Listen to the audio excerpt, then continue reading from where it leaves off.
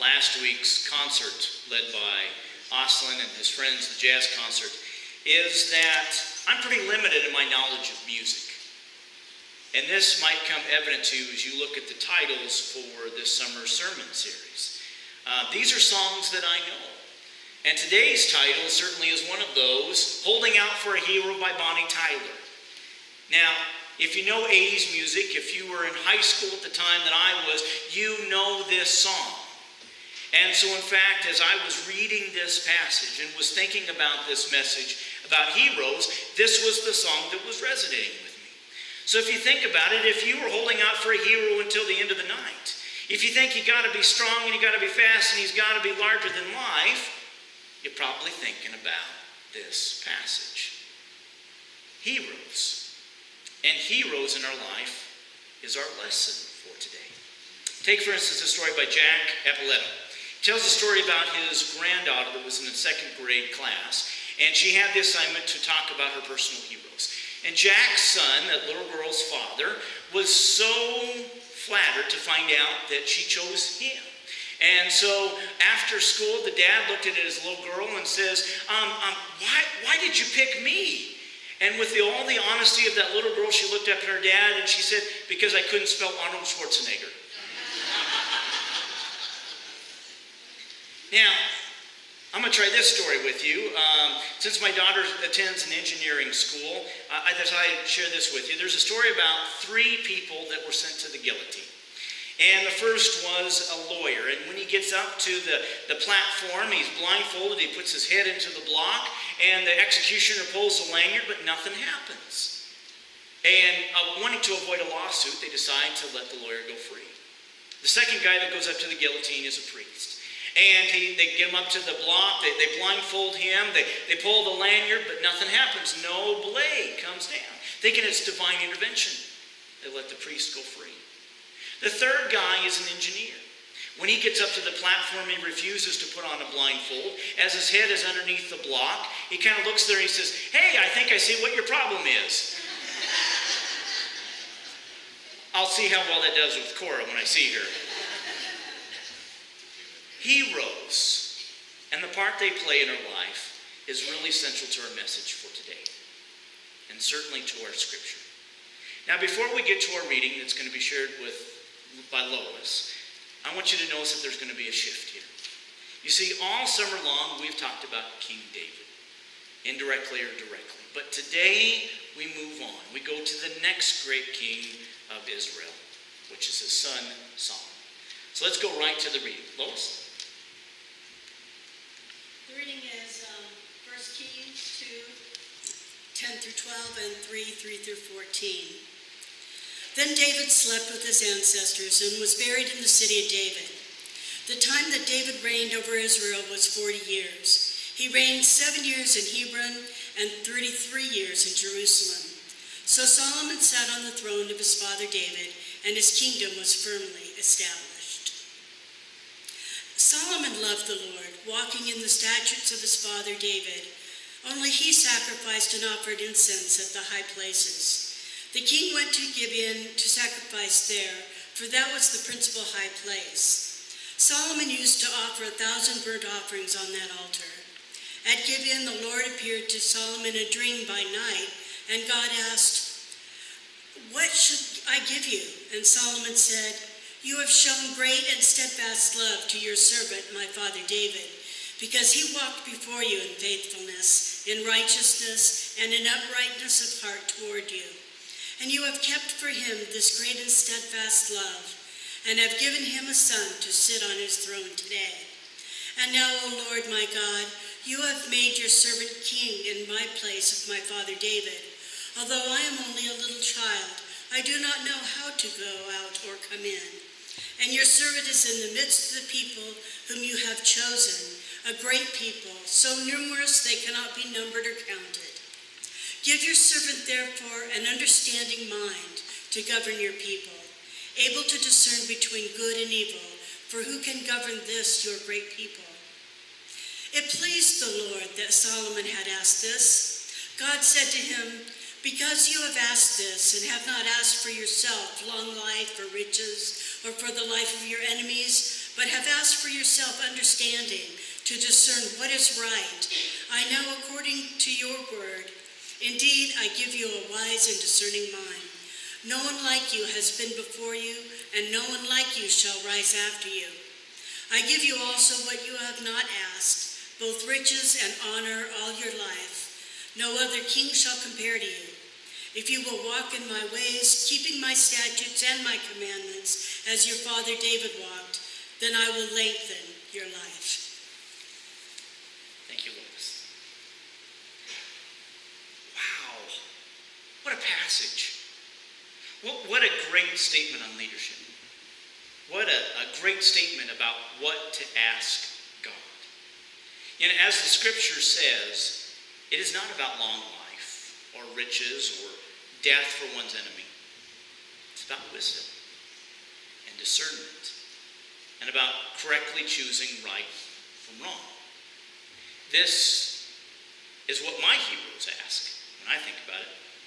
My heroes are the humble, the ones who have that true strength of a hero, a true leader, someone that I would follow, someone that I would like to be like. Tim Ferriss, when he was 12 years old, had someone leave on his answering machine the following quote: "You are the average of the 5 people you spend the most time with." Well, that quote changed his life forever. Because only at the age of 12, Tim recognized that the kids that he were hanging out with were not the ones he wanted to influence his future. So imagine this. He goes to his mom and dad and he pleads to be sent to a private school.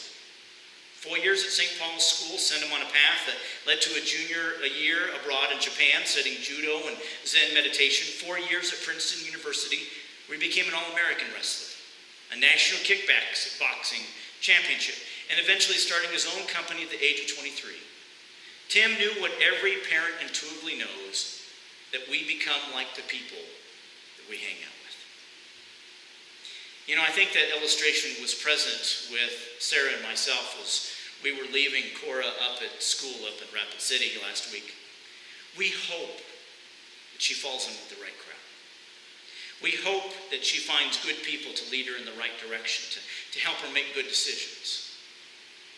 But as we were traveling back from South Dakota last week, we compared the future that Cora has with a family member of ours that attended school many, many years ago, whose experience didn't go so very well.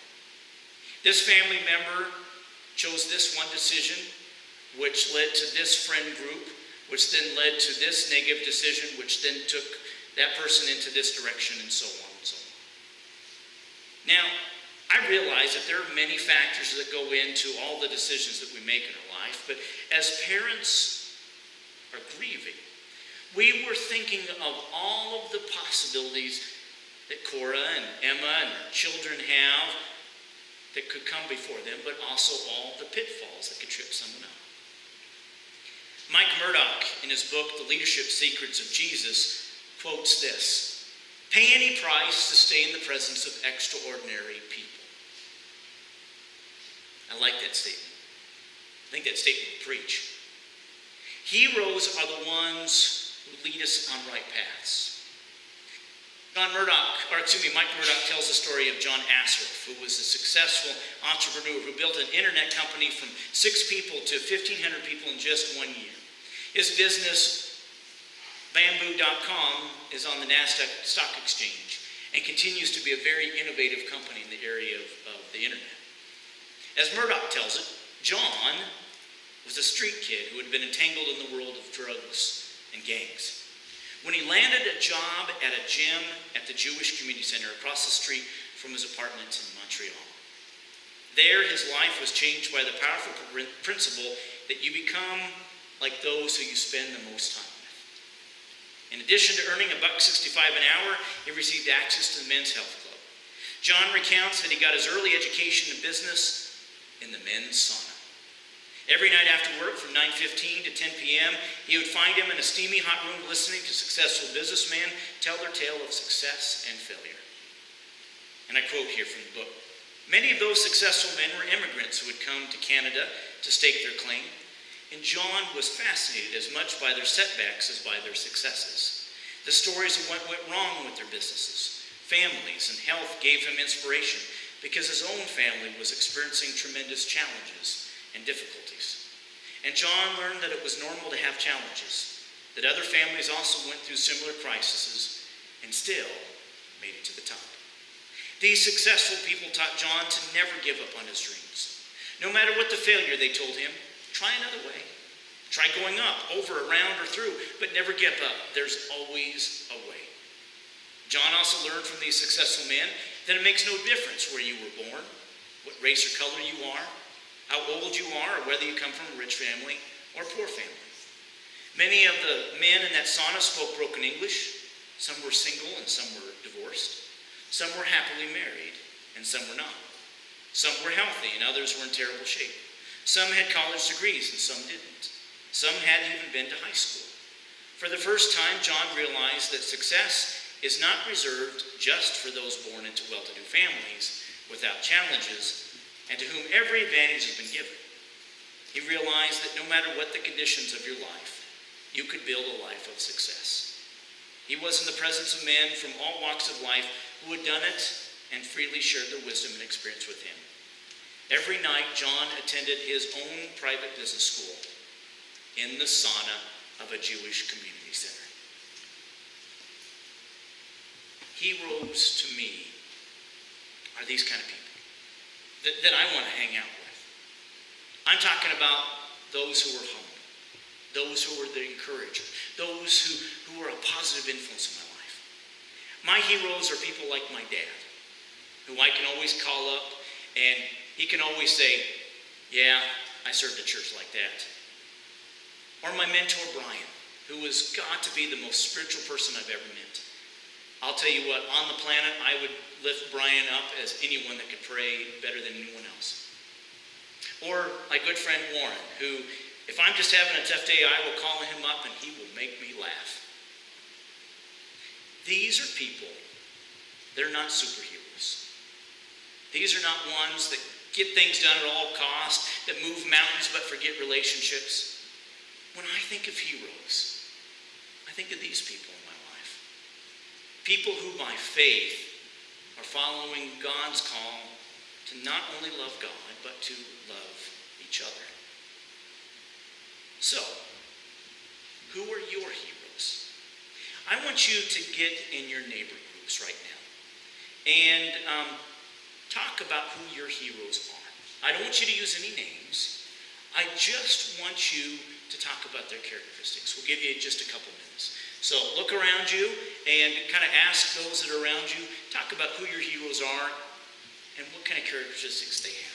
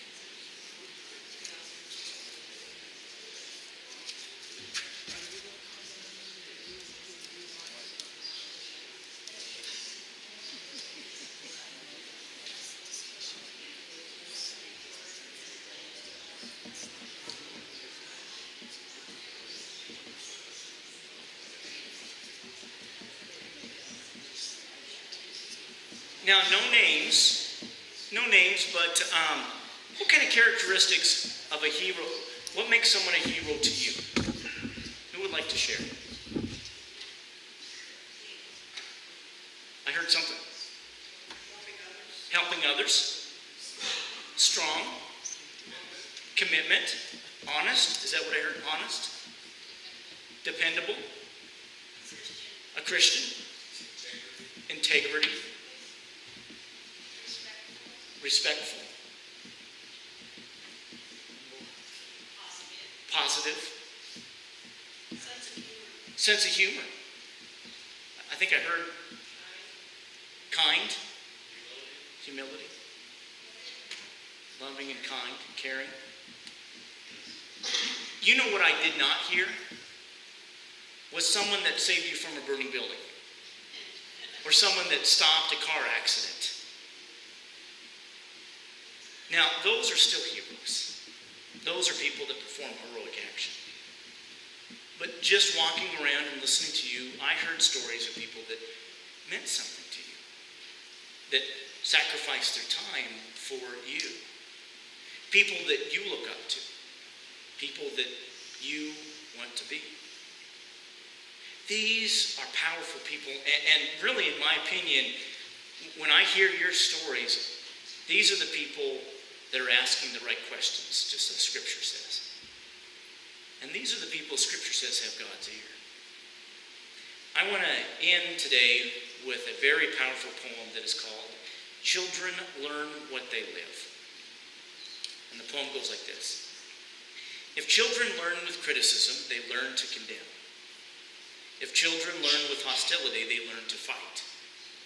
If children live with fear, they learn to be apprehensive. If children live with pity, they learn to feel sorry for themselves. If children live with ridicule, they learn to be shy. If children live with jealousy, they learn what envy is. If children live with shame, they learn to feel guilty. If children live with tolerance, they learn to be patient. If children live with encouragement, they learn to be confident. If children live with praise, they learn to appreciate. If children live with approval, they learn to like themselves. If children live with acceptance, they learn to find love in the world.